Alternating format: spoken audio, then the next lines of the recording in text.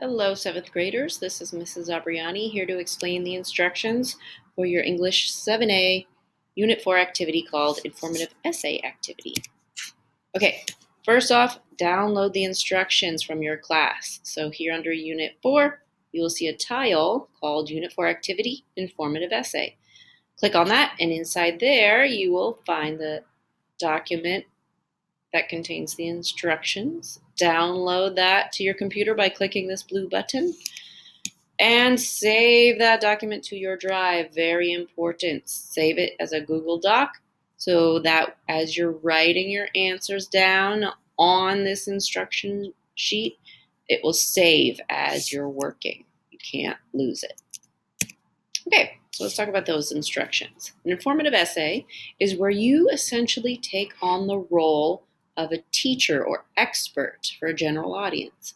You're going to assume your audience is unfamiliar with your topic or thesis. So you are the expert sort of teaching your reader about the topic of your choice. This puts the pressure on you to be both informative and interesting. Okay, you want to hold your reader's attention. So you need to plan out what is the most important about your topic and the most entertaining, and include those things only in your essay. So you're going to take a general topic. We'll talk about those in a minute. And you really want to focus in on specific things. Let's do that. Step 1. Choose your topic. Okay, we give you several topics. It'd be great if you could highlight the one that you like the best and move on from there. So one of them is your favorite subject in school. Maybe you could say why we need to keep cursive handwriting in school. Okay, maybe you really loved that learning about cursive handwriting in elementary school and you want to write about it. You could write about cheating in school and its consequences. For the sake of explaining these instructions here, that's the one I highlighted. That's the topic I'm going to choose as an example. You could write about your favorite sport or your favorite team, sort of their history, what you know about the topic. You could write about your favorite show or book, the main plot lines, why it's worth watching or reading. You can write about friendship in general. What does it mean to you? Why is it important in life? Okay. How has it benefited people in general? Or vacation destinations. If you've been able to go on a vacation, usually people who are going to take that same vacation want to ask you about what the best things to do or what the best things to buy or what the best rides to ride at a theme park were before they take their vacation. So if you've been on a vacation, you can write about all the best things to do on that vacation and really inform people about it like you're the expert. Okay, so choose one of these, highlight it on the instruction sheet, and move on to step 2. Step 2, you're going to write responses to these 3 things. So they are your topic, you're going to state it, your audience, who's going to be your reader, and the tone of it. Is it going to be positive, negative, funny? Mine's cautionary, for example. So here I filled out my topic, cheating in school and its consequences. I decided it's going to be geared toward the audience of school-aged kids. So I'm going to kind of define cheating. A lot of people don't see taking things from the internet as cheating, but it can get you into trouble. So I want to define it, and I want to talk about the different consequences. So that's geared toward kids who are in school, right? So that's my audience. And then my tone is going to be pretty serious. It's going to be cautionary. I'm going to be cautioning against cheating. Okay, so it's going to be kind of a serious tone. Then you can move on to step 3, where you do research on your topic. So look, for mine, I literally went to Google, typed in cheating in schools, and look, my first link was from Edutopia, which I know is a reliable resource. Part of how I know that is it has a .org, but also I've used it in the past. I know it's written by experts, okay? And I found this really interesting fact in the article called Why Students Cheat and What to Do About It. It says, Research has found that teenagers are biologically predisposed to be more tolerant of unknown outcomes and less bothered by stated risks. In high school, they're risk takers developmentally and can't see the consequences of immediate actions. Even delayed consequences are remote. So this is saying that a teenager's brain can't understand consequences, and so they cheat a lot.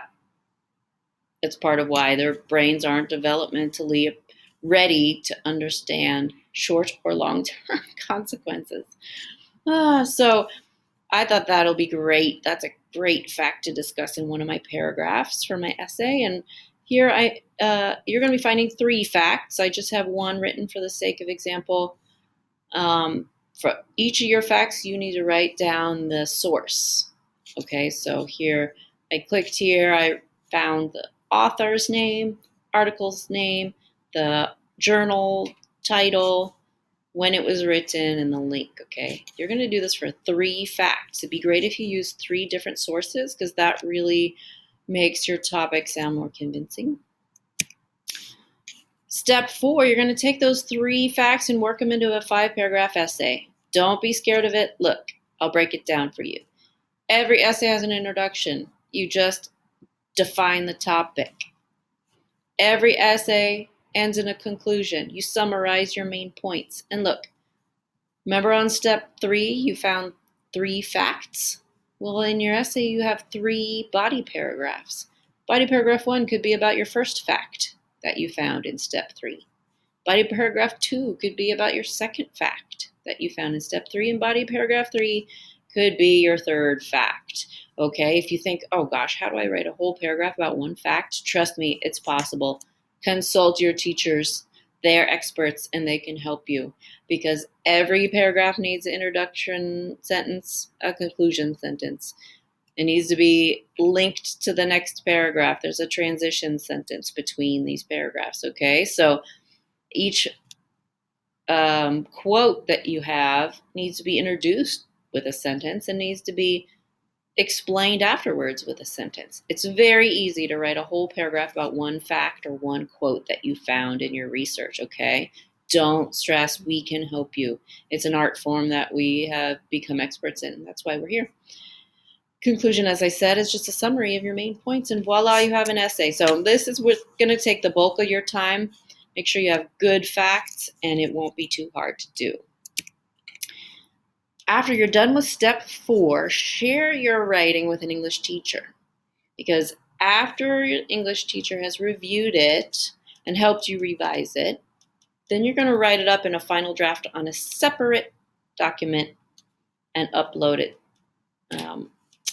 to your class assignment, okay? So there's many English teachers. You should know a few. Consult them. Any of us can help. We would love to review your step 4 before turning anything in, okay? We want to help you revise it, make it nice, because you're going to write a final draft, and we will give you a document to use for your final draft if you like. Then, at the very end, once you've fine-tuned everything all the way through step 5, you're going to upload the instruction document and the final draft document to your class. So you go back to, this is where you downloaded it originally. Here's where you upload the 2 documents for your grade, okay? So the instruction page that you wrote down things on and your final pretty essay all written up nice and neatly in a separate document. Those 2 things you'll upload, much like a PE log, okay? Okay, that's it. Let us know if you have questions. An essay is an important thing to know how to write, so take your time and ask for help. We are here for you. Happy writing.